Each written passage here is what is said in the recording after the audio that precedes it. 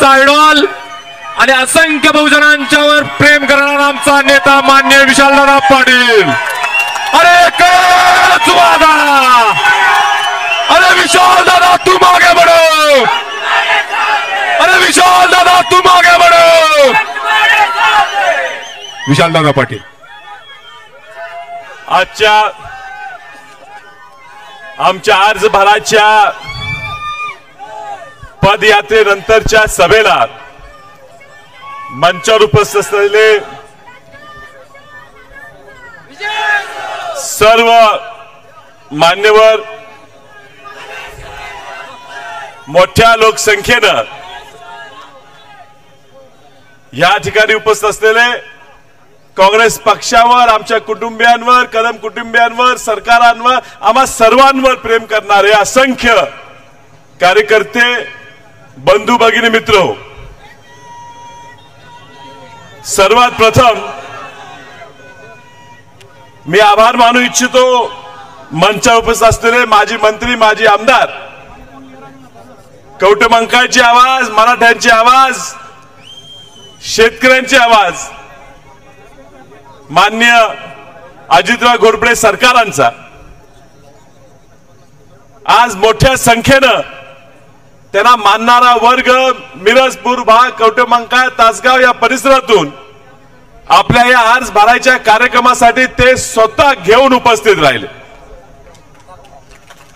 हा लढा काँग्रेस पक्षाचा आहे। बंड जर झालंय, काँग्रेस पक्षाचं बंड आहे, पण या बंडात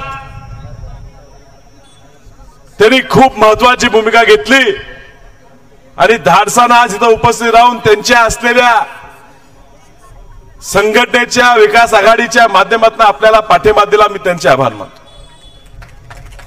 या मंचावर उपस्थित असलेले अनेक इतर पक्षात काम करणारे नगरसेवक, आजी माजी नगरसेवक, जिल्हा परिषद सदस्य, राष्ट्रवादी, भाजप, शिवसेना, इतर पक्षात उपस्थित असून सुद्धा आज अन्याय होत असताना ह्या पोराच्या पाठीशी राहिलं पाहिजे म्हणून या मंचावर उपस्थित असलेले आपल्या सर्वांचे मी मनापासून आभार मानतो।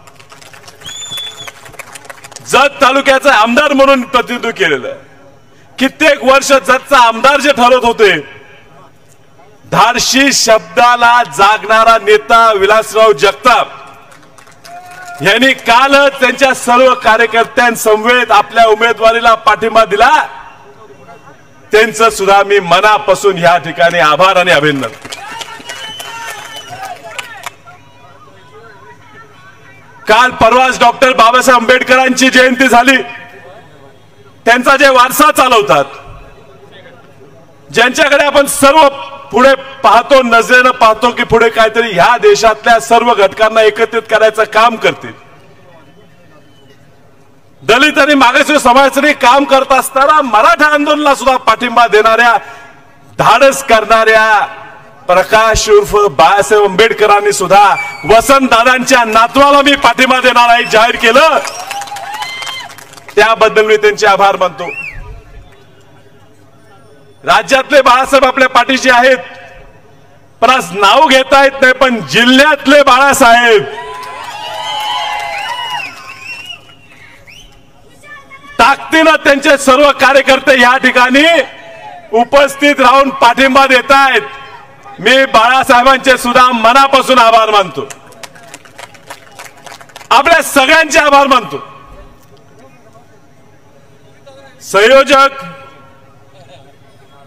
संयोजक या ठिकाणी नियोजनात आपण सगळे जरा कमी पडतो। आपली अपेक्षा आपणच कमी करतो। आम्हालाही वाटलं इथून येतील तिथून येतील, जागा खुर्च्या जास्त लावू नका, जागा कुठे हॉल घेऊया, चौकातच घेऊया, मग एकात एक भर पडत गेली। काल मी प्रत्येकाच्या समाधीचं दर्शन घ्यायचं ठरवलं अर्ज भरायच्या आधी। मी अनिल भाऊ बाबरांच्या समाधीला दर्शन घेतलं, हनुमंतराव पाटील साहेबांच्या समाधीचं दर्शन घेतलं, संपतराव नानांच्या समाधीचं दर्शन घेतलं। त्या खानापुरातल्या या सर्वांना मानणारा वर्ग हा एवढ्या मोठ्या संख्येने उपस्थित राहतो, ते त्याच्या मागे कोण आहे एवढं न समजण्यासारखे आम्ही नाही, ताकद त्या सगळ्यांनी आमच्या मागे उभी केलेली आहे. त्यानंतर मी कदम साहेबांच्या समाधीचं दर्शन घेतलं, शिवाजीराव शेंडगे साहेबांच्या समाधीचं दर्शन घेतलं, नानासाहेब सगळ्यांच्या समाधीचं दर्शन घेतलं. त्या सगळ्या परिसरातून त्यांच्या सर्वांचे कार्यकर्ते आज या ठिकाणी मला पाठिंबा द्यायला उपस्थित. वसंतदादा घर अडचणीत असताना, जेव्हा जेव्हा वसंतदादा घर अडचणीत असेल तेव्हा तेव्हा अंजनी पुत्र आमच्या मागे राहिलेले आहेत. आणि आज अंजनी पुत्र ताकदीनं काल मला आशीर्वाद आबांच्या समाधीवर मिळाला. मला आशीर्वाद मिळाला आणि मला विश्वास आहे की या आशीर्वादाच्या जोरावर दादांच्या मदतीनं हा लोकसभेचा जो येणारा निकाल आहे तो आपल्या बाजूलाच लागणार. आज बंड आहे, बंडाच्या स्थितीत मंचावर उपस्थित राहताना काँग्रेसच्या लोकांना सुद्धा अवघड होते. फोन येतात, करा विशालचं काम पण मंचावर जाऊ नका. प्रत्येक तालुक्याचा काँग्रेस पक्षाचा अध्यक्ष आज या मंचावर उपस्थित आहे. त्यांची इच्छा आहेच, पण त्यांच्या नेत्यांनी सुद्धा त्यांना सूट दिलेली आहे. भरपूर लोकांनी सांगितलं वहिनी कशाला चाललाय, पुढे विधानसभा इतर पद आहेत, जयश्री वहिनी पुढे तिकिटाची अडचण होईल. पण आम्हाला मान्य केलं पाहिजे. आमच्यात सुद्धा लय भांडणं लय वादावादा होऊन सुद्धा आज घर अडचणीत असताना जयश्री वहिनी धारसारे म्हटले ह्या वैरातनं आमचं घर संपत आलेलं आहे, आता मी संपू देणार नाही. म्हणून धारसाने वहिनी आज आमच्या सगळ्यांच्या पुढे चालल्या. त्या गर्दीतनं मी मागे होतो, माझ्यासाठी वाट काढत पुढे चालत होत्या. हा मला आज अभिमान आहे. आमच्या वसंतदादा घराचा ह्या काँग्रेस पक्षावर प्रचंड प्रेम आहे. आणि मी तुम्हाला सांगू इच्छितो 1917 साली वसंतदादांचा जन्म झाला. 19 साली वसंतदादांचे आई वडील मयत पावले.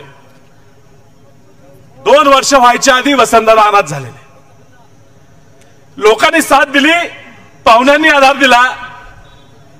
तरुणपणात त्यांना काँग्रेस सापडली आणि त्या काँग्रेसनी वसंतदादा घडवले आणि वसंतदादांनी काँग्रेसच्या जोरावर हे स्वातंत्र्य मिळवले. आणि म्हणून काँग्रेसच्या विरोधात जात असताना आमच्या सुद्धा भावना होत नाहीत. मी 1998-99 पासून 25 वर्ष आज काँग्रेस पक्षाचे काम करतो. 2002 साली मलाही वाटलं ह्या काँग्रेसवर माझं प्रेम आहे. लहानाचं मोठा काँग्रेसमध्ये झालो. माझ्या वडिलाला खासदार म्हणून मी पाहिलेलं आहे. प्रत्येक घरात प्रत्येक पोराला वाटते बापासारखं आपण झालं पाहिजे.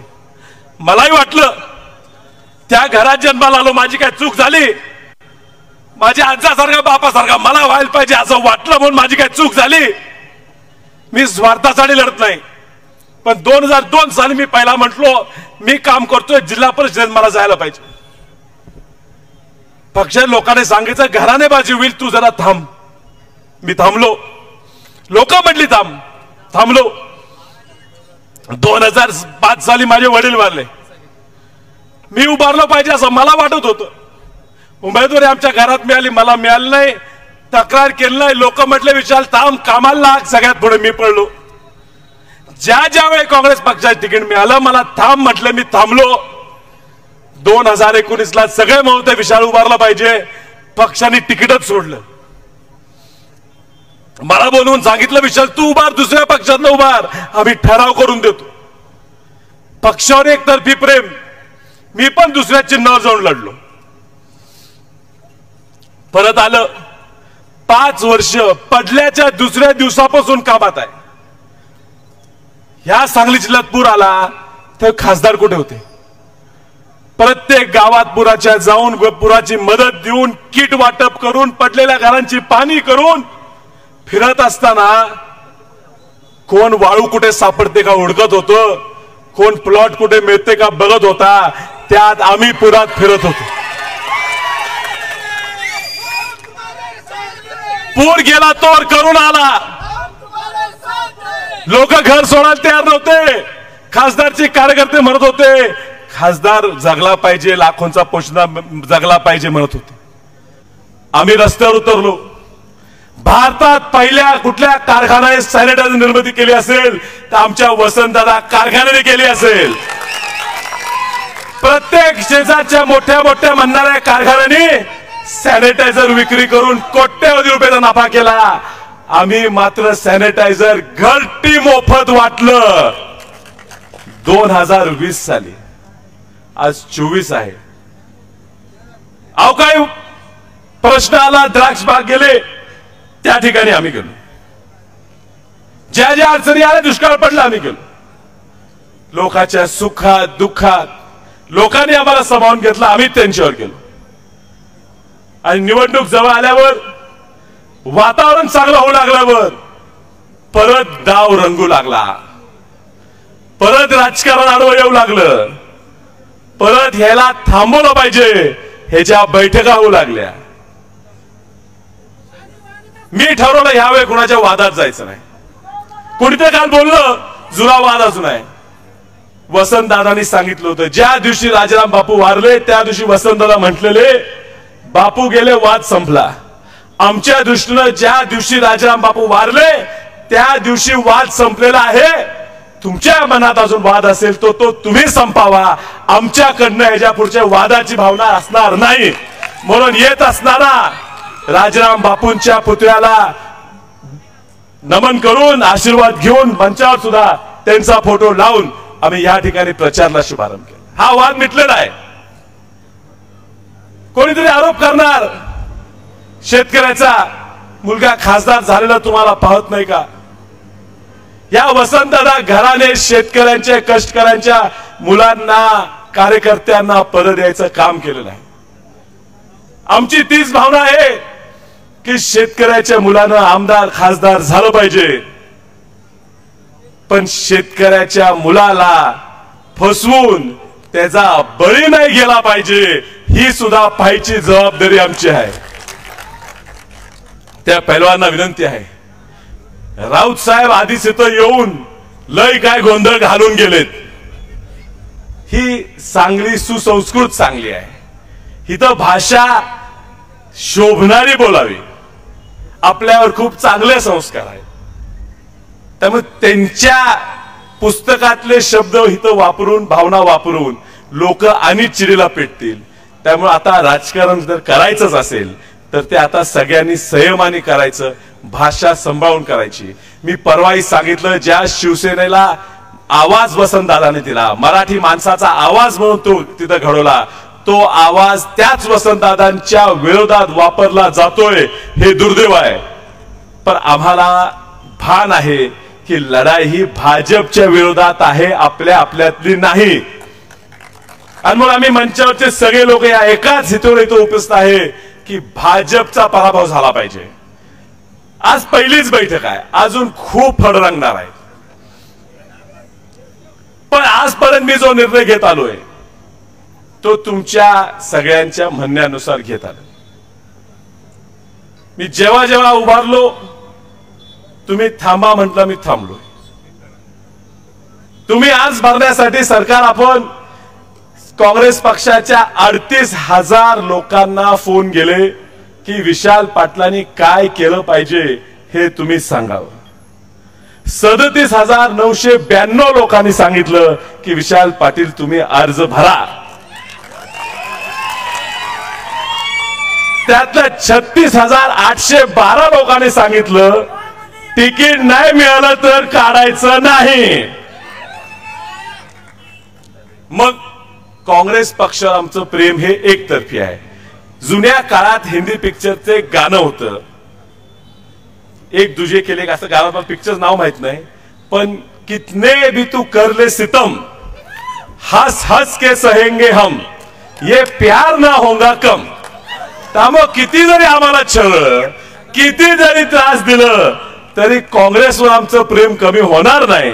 ह्या बंड काँग्रेस विरोधात नाही, हा बंड काँग्रेसचाच आहे.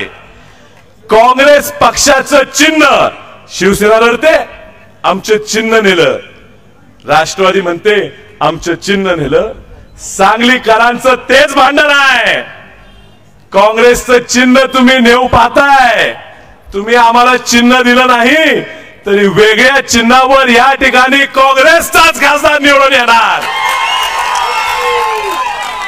आणि तुमच्या सर्वांच्या सांगण्यावरून हा अर्ज भरलेला आहे. आता माघार घ्यायची ती महाविकास आघाडीने घ्यायची आणि 19 तारखेला 3 वाजेपर्यंत एबी फॉर्म काँग्रेस पक्षाचा आमच्या उमेदवारीला जोडावा. म्हणजे ह्याच मतदारसंघात नव्हे तर महाराष्ट्रातल्या कानाकोपऱ्यात वसंतदादांच्या विचाराची सर्व लोक ही ताकदीने ह्या महाविकास आघाडीच्या मागे राहतील. अजून खूप तुम्हाला पाहायचं आहे. रोज रोज नवीन नवीन लोक आपल्या ह्या बंडात सामील होणार आहेत. हा बंड माझा नाही, माझ्या स्वार्था नाहीचा नाही, हा तुमचा बंड आहे. मी माझ्यासाठी उभारलो नाही, मी तुम्हा सर्वांसाठी उभारलोय. आणि बंड हे सगळ्यांची सुरुवात आहे. आज बाळासाहेब थोरात साहेबांनी काही स्टेटमेंट दिलं, मला कोणतरी म्हटलं बाळासाहेब थोरात आज 8 वेळा निवडून आले. पहिल्यांदा निवडून येताना ते अपक्ष निवडून आलेले ते त्यांनी सुद्धा विसरू नाही. मदन भाऊ सुद्धा अपक्ष निवडून आलेले. घोरपडे सरकार सुद्धा त्या ठिकाणी अपक्ष निवडून आलेले. आणि बंड सावित्रीबाई फुलेंनी केला नसता तर महिलांच्या शिक्षणात क्रांती झाली नसती आणि वसंतदादांनी बंड केला नसता तर आज असे स्वतंत्रपणे आपल्याला कार्यक्रम घेता आले नसते.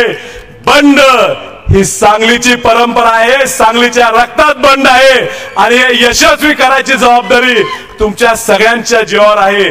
पुन्हा एकदा तुम्हा सर्वांचे आभार मानतो. या कार्यक्रमाचं प्रमुख नियोजन मागे राहून मला ताकदीचा माझा मोठा भाऊ प्रतीक दादा यांचं मी मनापासून आभार मानतो.